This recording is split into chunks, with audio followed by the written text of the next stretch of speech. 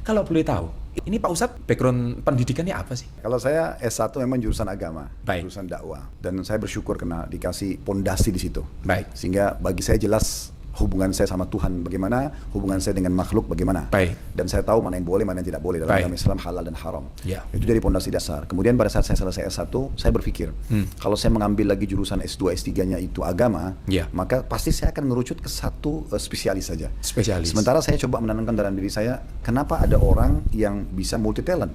Iya. Dan kenapa saya tidak jadi seperti mereka? Oke. Walaupun tidak harus di bidang yang sama. Ya, di bidang yang kira-kira kita mampu. Iya, iya, iya.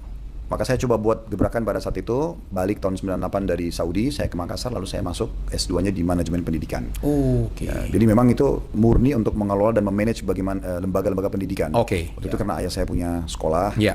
saya ingin membantu beliau, dari situlah saya mulai belajar banyak tentang supervisi. Oke. Ya, dan banyak lah yang berhubungan dengan Manajemen. manajemen. Ya. Iya, heeh. Nah, saya tertarik waktu itu karena Oke. kok menarik benar nih Iya, materi-materinya, dan saya berpikir ini kalau saya kombin dengan agama sangat bagus nih. Oh. Ya. Dan ya menggembirakan karena saya lulus dengan cum laude. Waduh, Ya. keren. Ya, waktu itu. Iya, iya, iya, iya. Dan kemudian saya kembangkan setelah selesai 2001 S2-nya saya langsung cari aja bagaimana masuk ke S3, tapi saya ingin lebih menantang lagi gitu. Iya, iya. Cari manajemen, bukan hanya pendidikan, tapi manajemen di ekonomi. Manajemen di ekonomi lebih Ya, luas lagi ya. Lebih luas lagi. Oke. Walaupun memang S3 lebih banyak kepada penulisan makalah dan diskusi. Baik. Tapi saya banyak melihat dari teman-teman yang di situ memang yang mereka S3 di bidangnya, dari S1, Ya. S2, S3 memang di ekonomi. Betul. Saya duduk sambil diskusi sama mereka, sambil belajar sama Ya. mereka. Ada yang punya perusahaan, ada yang pejabat. Iya, iya. Kemudian juga dari makalah-makalah yang kami susun, maka saya mendapat banyak sekali pelajaran dari situ.